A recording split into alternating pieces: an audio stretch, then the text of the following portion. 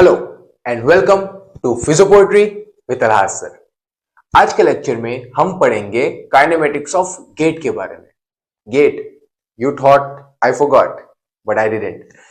Well, kinematics of gait के बारे में पढ़ने से पहले गेट के ऊपर हमने कुछ और भी वीडियोस बनाई हैं जिनका लिंक मैंने डिस्क्रिप्शन में डाल दिया है, so do check that out and without further ado let's begin. So what do we mean by kinematics? Kinematics का मतलब होता है where we study a term kinematics, where we study about the motion, the movement without worrying, without considering the force which are acting the motion. कौन सा force वो motion create कर रहा है, किस इंटरनल एक्सटर्नल फोर्स की वजह से वो मूवमेंट हो रही है, हमें उस बारे में बात नहीं करनी। हम यहाँ पे काइनेमेटिक्स टर्म के अंदर प्योर मूवमेंट के बारे में बात करेंगे। ओके, मोस्टली ये जो सारी मूवमेंट्स होती है जिनके अंदर हम वेलोसिटी देखते हैं, हम बॉडी की जो पोजीशनिंग है वो देखते हैं, एंगल्स देखते हैं, ये चीजें हम देखते हैं सबसे पहले ऑब्जर्वेशनल गेट एनालिसिस के थ्रू। पहले सोफिस्टिकेटेड गेट एनालिसिस होता था, वीडियोग्राफी होती थी, सिनेमेटोग्राफी होती थी, तो उसमें आप ऑब्जर्वेशनल गेट एनालिसिस के थ्रू काइनेमेटिक देख सकते हो, गेट को असेस कर सकते हो, जिसमें ऑब्जर्वर अपनी कुछ चेकलिस्ट की मदद से गेट को ऑब्जर्व करता है। इसे आप वीडियोग्राफी में भी रिकॉर्ड करके भी गेट को ऑब्जर्व कर सकते हो, हर एक एंगल से, एंटीरियर व्यू से, पोस्टीरियर व्यू से और लेटरल व्यू से। Moving forward, the next thing is trajectory which will come in kinematics. Trajectory में क्या होगा? it is a path of the bony segment or the body part which is moving in the space. आपका पैर कितना ऊपर उठ रहा है, किस डायरेक्शन में उठ रहा है, आपका एंकल जो है वो कितना ऊपर उठ रहा है। जनरली 1 to 2.5 सेंटीमीटर जितना हमारा एंकल जो है वो ग्राउंड से क्लियर होता है, and this small difference will also make a big impact in our walking. एक स्टडी कहती है कि अगर जो हमारे स्टेयर्स जिसे हम चढ़ते हैं, अगर उनकी हाइट कुछ इंच भी बढ़ा दिया जाए तो लोगों का गिरने की प्रतिशत बढ़ सकती है। सो ग्राउंड क्लियरेंस जो एक ट्रेजेक्ट्री बताता है हमारे एंकल की, हमारे पैर की, वो भी हमारे गेट के अंदर बहुत ही बड़ा रोल प्ले करता है। And next, the most important are the joint angles. Joint angle मतलब हमारे जॉइंट्स में जो एंगल बनते हैं, जो कोण बनते हैं, where we are moving and when we should, जो कुछ हिसाब से कुछ कोण जो है, कुछ एंगल जो है वो फिक्स होते हैं, जो बनने ही चाहिए। So that will determine, that will help us to know whether a patient is having a normal gait or not, whether that joint angle is getting achieved or not. So और उसके अंदर generally जो हमारी anatomical position होती है उसके अंदर हम जीरो एंगल लेते हैं और जिस हिसाब से एंगल मूव करते हैं उसके हिसाब से हम जॉइंट एंगल को डिटरमाइन करते हैं। हम ऑब्जर्वेशनल भी कुछ आइडिया लगा सकते हैं इस चीज का, but we can see with the help of, अब तो टेक्नोलॉजी इतनी बढ़ गई है, so there are some sensors, there are some computers जिनकी मदद से हम गेट को एनालाइज कर सकते हैं और जॉइंट एंगल को इजीली कैलकुलेट कर सकते हैं, इजीली नाप सकते हैं। सो जॉइंट एंगल हम दो तरीके से व्यू में देख सकते हैं, एक सजाइटल व्यू, एक फ्रंटल व्यू। सजाइटल व्यू के अंदर हम पहले देखेंगे, एग्जाम में क्वेश्चन भी हमें किस तरीके से आता है कि you have to write down gait kinematics in sagittal plane. तो उसके अंदर हमें उसकी ट्रेजेक्टरी आप मेंशन कर सकते हो और मेनली आप जॉइंट एंगल को मेंशन कर सकते हो। तो गोइंग फॉरवर्ड, सजाइटल प्लेन में किस तरीके से हमारे हर एक जॉइंट में क्या क्या एंगल बनेगा वो देखेंगे। We will see each and every joint individually, और उसके साथ हम, आप जब उस चीज का वीडियो निकालोगे और उस चीज को ऑब्जर्व करोगे तो आपको भी सेम पैटर्न देखने मिलेगा। So moving forward, we will go into sagittal plane. यहाँ पे हमने ड्रॉ किया है, ये हमारा पूरा गेट साइकिल है जो हमने आगे के वीडियोस में डिस्कस किया था। Gait cycle which start with initial contact, moving forward to flat foot, then mid stance, your heel off, then your toe off, and this three are your swing phase. तो यहाँ पे हमारा जो gate है पूरा 0% से स्टार्ट हुआ, then flat feet at 10%, then heel off at 40%, toe off at 60% जो हमारा स्टांस फेज होगा, और लास्ट का जो 40% है that will be our swing phase. So इनके अंदर जब हमारा इनिशियल कांटेक्ट होता है, जब हम पैर रखते हैं इनिशियल कांटेक्ट होता है, तो उसमें सबसे पहले हम हिप की बात करेंगे। तो जब हम पैर आगे रखते हैं तो हमारा हिप जो है वो फ्लेक्शन में होता है। सो हिप थोड़ा सा फ्लेक्शन में रहेगा। यहाँ पे साथ साथ में हम उसका जो चार्ट है वो भी देखते जाएंगे।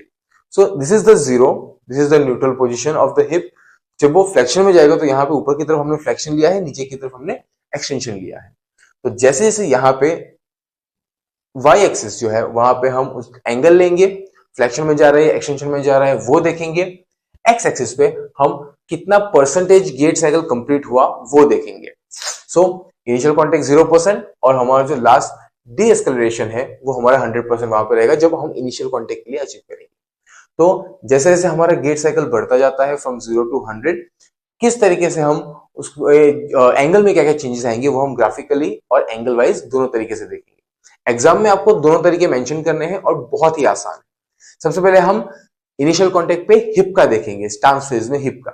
जैसे हम पैर आगे रखते हैं तो हिप, आपको पता है कि हिप ऑलरेडी फ्लेक्शन में है, तो हम स्टार्टिंग कर सकते हैं फ्लेक्शन में। जनरली वो 20-25 डिग्री जितना फ्लेक्शन होता है। आपके जो जेएसएफ है उसके अंदर जैसे आप देख सकते हो कि एक अच्छे से लाइन बनाई गई है, उसके ऊपर नीचे ना डॉट डॉट लाइन है कुछ इस तरीके से।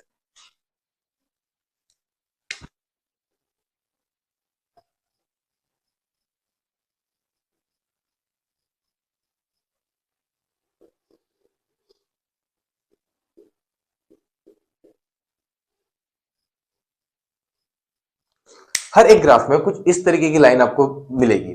तो ये जो एक डेफिनेट लाइन है, जो एक एवरेज वैल्यू निकाली गई थी, ये उसकी वैल्यू है। और जो डॉट डॉट लाइन है, they are the plus and minus standard deviation which occur in percent to percent. So अगर मान लो किसी इंसान का इनिशियल कांटेक्ट पे 20 डिग्री की जगह 25 डिग्री हिप फ्लेक्शन हो रहा है, तो it is totally normal, that is the standard deviation value, और जो हमने चार्ट में भी ड्रॉ किया हुआ है। सो ये एक एवरेज वैल्यू है, एक मीन वैल्यू है। और ये जो डॉट डॉट लाइन है आपकी जेएसएफ में भी मेंशन किया है, that is the standard deviation, कि उतना ऊपर नीचे वो हो सकता है। सो जैसे हमने आगे पैर रखा, तो जब हम इमेजिन करना है, हमने आगे पैर रखा तो हिप हमारा ऑलरेडी फ्लेक्शन में है। अब जैसे जैसे हमारा स्टांस फेज आगे बढ़ेगा, जैसे जैसे हम आगे की तरफ मूव करेंगे, वैसे वैसे हिप जो होगा वो फ्लेक्शन से एक्सटेंशन की तरफ आएगा। सो if I talk about my left leg, I don't know whether you can see it right now or not, but I will add a video after the lecture also. But जब हम एक पैर आगे रखते हैं तो फ्लेक्शन में हो जाता है, फ्लेक्शन से फिर वो धीरे धीरे एक्सटेंशन की तरफ जाता है। तो as the are gait cycle proceed further, तो वो जैसे फ्लेक्शन से फिर वो धीरे धीरे एक्सटेंशन की तरफ जाएगा। फिर एक पॉइंट पे ऐसा होगा कि जहां पे हमारा हील ऑफ हो गया है, टो ऑफ होने वाला है, तो वहां पे हमारा मैक्सिमम एक्सटेंशन होगा। फिर वहां से फिर जैसे हमारा स्विंग फेज शुरू होगा, हिप का फ्लेक्शन आना शुरू हो जाएगा। तो जैसे हमारा यहाँ पे एटलीस्ट ऑलमोस्ट 40-60% के पास हमारा जो है वो टो ऑफ आ जाता है, उसके बाद हमारा फिर वापस फ्लेक्शन आना शुरू हो जाता है, और फिर वहां से अगेन डी एस्केलेशन से फिर वापस फ्लेक्शन एंड एक्सटेंशन हिप में चलता रहता है। So at initial contact hip is at 20 degree flexion, फिर थोड़ा फ्लैट फिट हुआ तो हमने थोड़ा फ्लेक्शन थोड़ा कम हुआ तो 15 डिग्री पे आया। मिड स्टैंड, जहां पे आपका जो वजन है पूरा का पूरा वजन उस पैर पे शिफ्ट है, तो वहां पे आपका हिप जो है वो न्यूट्रल 0 डिग्री पे रहेगा। फिर जैसे आपका हील ऑफ हुआ, आपका जो हिप है उसमें 10-20 डिग्री का एक्सटेंशन आएगा। देन जब आपका टू ऑफ हुआ, सेम उस टाइम पे 10-20 डिग्री का एक्सटेंशन है।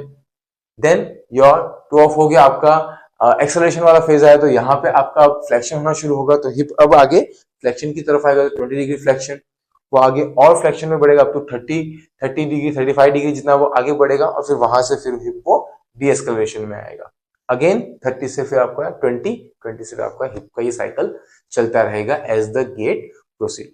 ये हमने बात की सजाइटल प्लेन की। सजाइटल प्लेन मतलब आप इस प्लेन में मेरे हिप को देख रहे हो, in this plane, so you are watching from this view. अगर हम फ्रंटल प्लेन की बात करें तो आप इस प्लेन में देखोगे सामने से, यहाँ पे अभी आप साइड से देख रहे हो in sagittal plane. Moving forward will talk about knee. जैसे हमारा नी में सिंपल फ्लेक्शन, एक्सटेंशन तो इतना ज्यादा होगा नहीं, तो जितना फ्लेक्शन होगा उतना ही हमारा एक्सटेंशन आएगा। सो जब हमारा इनिशियल कॉन्टेक्ट होता है तब हमारा जो नी है वो 0 डिग्री पे रहेगा, मतलब वो पूरा एक्सटेंडेड रहेगा, कोई भी फ्लेक्शन नहीं होगा उसमें। ठीक है, जैसे फिर हम आगे बढ़ेंगे तो जैसे फुट फ्लैट करते हैं, तो as you will also notice, जब हम गेट ऑब्जर्व करते हैं, जैसे हम फ्लैट फीट करेंगे, फीट को नीचे फ्लैट करेंगे तो हमारा नी जो है हल्का सा फ्लेक्शन में जाएगा। So up to 15 degree of flexion will happen. फिर जैसे हमारा मिड स्टेंस आएगा तो उसके साथ हम नी को भी थोड़ा एक्सटेंड करेंगे। सो अगेन यहाँ पे थोड़ा सा फ्लेक्शन होगा, अप टू 15 डिग्री जितना फ्लेक्शन होगा वो शॉक एब्जॉर्ब करने के लिए होता है, वो फ्लेक्शन होगा। After that move it will move to extension जब हमारा मिड स्टेंस आएगा, क्योंकि वहां पे हमारे पैर को सीधा रखने की जरूरत है। अगर वहां पे हम नी फ्लेक्शन करेंगे तो हमारा पूरा वेट जो है वो पूरे पैर पे नहीं आएगा और वो हम नीचे बैठ जाएंगे। So knee had to get a bit into extension, पूरा कंप्लीट एक्सटेंशन नहीं बट 5 डिग्री जितना फ्लेक्शन बाकी रहता है। तो यहाँ पे 15 डिग्री जितना फ्लेक्शन हुआ after initial contact to flat feet, 15 degree का फ्लेक्शन हुआ। देन मिड स्टेंस पोजीशन में वो 5 डिग्री जितना फ्लेक्शन रहेगा, तो मतलब टोटल 10 डिग्री का एक्सटेंशन हुआ। मूविंग फॉरवर्ड, जब हमारा हील ऑफ होता है तो हील ऑफ के टाइम पे हमारा जो लेग है वो स्ट्रेट रहता है, नी जो है वो स्ट्रेट रहता है, तो it will be in a complete extension. तो थोड़ा सा फ्लेक्शन हुआ, after extension it goes into 0 degree of flexion. और फिर वहां से जैसे ही हमारा हील ऑफ हुआ, टो ऑफ हुआ, वैसे हमारा नी फ्लेक्शन बढ़ना शुरू हो जाएगा। नी फ्लेक्शन बढ़ता है जैसे हमारा एक्सेलरेशन फेज बढ़ता है, और फिर आगे हम जब पैर रखते हैं तो वो पूरा फ्लेक्शन में रहता है। और फिर जब हम डिस्कलरेशन फेज में जाते हैं, जब हम स्पीड कम करने के लिए जाते हैं, हम स्टैंस फेज अचीव करने के लिए जाते हैं, तो वहां पे फिर वापस वो एक्सटेंशन में जाएगा। सो फ्लेक्शन में पैर बढ़ा and then it will go into extension, and then again वापस जैसे हमारा हिल स्ट्राइक आएगा तब वो वापस 0 पे आ जाएगा। सो इनिशियल कॉन्टेक्ट पे 0 डिग्री फ्लेक्शन, फ्लैट फीट पे हमारा 15 degree of flexion, mid stance में 5 degree of flexion, heel off 0, toe off जब होता है तो हमारा 30 डिग्री फ्लेक्शन रहता है। देन जब हमारा एक्सेलरेशन फेज होता है तो वो 60 डिग्री फ्लेक्शन तक जाता है। अगेन मिड स्विंग में 30 डिग्री, और फिर बाद में डिस्कलरेशन में हमारा वापस 0। That is for knee. Then going for ankle, ankle में जब हम सैजिटल प्लेन से देखेंगे तो हमें डॉर्सिफ्लेक्शन और प्लांटर फ्लेक्शन की मूवमेंट देखने मिलेगी, क्योंकि हम इस व्यू से देख रहे हैं तो हमें ये मूवमेंट देखने की मिलेगी। सो प्लांटर फ्लेक्शन, डॉर्सिफ्लेक्शन हमें सैजिटल प्लेन में देखने को मिलेगा। सो एंकल में क्या होता है, जब हम इनिशियल कांटेक्ट रखते हैं, when we put a initial contact, तो यहाँ पे एंकल 0 डिग्री पे है। एंकल हमारा 0 डिग्री पे, ये समझ के चलना है। तो एंकल हमारा जैसे 0 डिग्री, तो हम यहाँ पे 0 से ऑलमोस्ट स्टार्ट करेंगे। थोड़ा सा कई बार ऐसा देखने गया है कि वो हल्का सा डॉर्सिफ्लेक्स भी रहता है, क्योंकि हमारे डॉर्सिफ्लेक्सस उस टाइम पे काम कर रहे होते हैं क्योंकि हमारा पैर जो है वो इस तरीके से ग्राउंड को टच करे, जैसे गिर ना जाए। तो डॉर्सिफ्लेक्शन थोड़े काम कर रहे होते हैं, तो हल्का सा डॉर्सिफ्लेक्स भी हो सकता है, तो इट इज टोटली नॉर्मल। जैसे हमने कहा ना कि हम स्टैंडर्ड डेविएशन लेके चलेंगे, because these are the accurate mean values.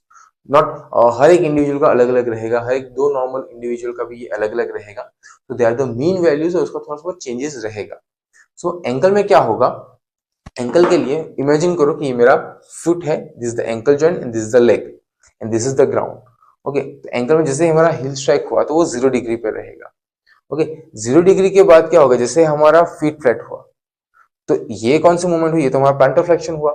जैसे फीट फ्लैट हुआ तो वो थोड़ा सा प्लांटर फ्लेक्शन होगा, प्लांटर फ्लेक्शन होगा। अब यहाँ पे थोड़ा सा ध्यान देने की जरूरत है। 0 डिग्री प्लांटर फ्लेक्शन हुआ, अब क्या हो रहा है, पैर आगे की तरफ आ रहा है। So whether the foot come towards the leg और leg come toward the foot, ये तो हुआ डॉर्सिफ्लेक्शन ही। तो पहले 0 डिग्री था, प्लांटर फ्लेक्शन हुआ। अब जैसे जैसे आपका फ्लैट फीट से मिड स्टेंस की तरफ जा रहा है, वैसे वैसे आपका लेग जो है वो ऊपर की तरफ उठ रहा है। सो 0 डिग्री पहले था, वहां से फिर थोड़ा प्लांटर फ्लेक्शन हुआ 5 डिग्री जितना, फिर 5 डिग्री जितना डॉर्सिफ्लेक्शन हुआ, तो मतलब टोटल वो 5 डिग्री प्लांटर फ्लेक्शन कवर करके और 5 डिग्री का डॉर्सिफ्लेक्शन हुआ, टोटल 10 डिग्री की मूवमेंट हुई from flat feet to mid stance. So flat feet हुआ, उसके बाद मिड स्टेंस में वो और 10 डिग्री जितना आ गया है। So now the final position of the ankle is 5 degree of dorsiflexion. अब क्या होगा, डॉर्सिफ्लेक्शन हुआ, अब पैर ऊपर उठेगा तो हल्का सा वापस हमारा प्लांटर फ्लेक्शन चल जाएगा, तो वो वापस 0 डिग्री पे आ जाएगा। ओके, देन जैसे हमारा हील ऑफ हुआ, अब हमारा टो ऑफ होने वाला है। तो टो ऑफ के टाइम पे प्लांटर फ्लेक्शन होगा अप टू 20 डिग्री, तो वो फाइनल पोजीशन प्लांटर फ्लेक्शन की रहेगी। देन हमारा जो ग्राउंड क्लियरेंस होगा हमारे स्विंग फेज के अंदर, तो उसमें प्लांटर फ्लेक्शन थोड़ा सा कम हो जाएगा, it will reach up to 10 degree of plantar flexion, then again 0, और फिर आगे वापस 0 पे रख देंगे। सो एंकल के अंदर क्या होगा, 0 से ऑलमोस्ट स्टार्ट हो रहा है, थोड़ा सा प्लांटर फ्लेक्शन हुआ पहले, देन सॉरी थोड़ा सा डॉर्सिफ्लेक्शन रहेगा उस टाइम पे जब हम जीरो से स्टार्ट कर रहे हैं, then it goes into slight plantar flexion and then again dorsiflexion, क्योंकि जो हमारा लेग वाला पार्ट है, लाइक ये हमारा मान लो कि ये एंकल है, दिस इज द लेग, हमने जीरो पे रखा, देन ठीक है ये प्लांटर फ्लेक्शन हुआ, फिर ये आगे की तरफ आ गया, वो एट द एंड वो डॉर्सिफ्लेक्शन की मूवमेंट हुई।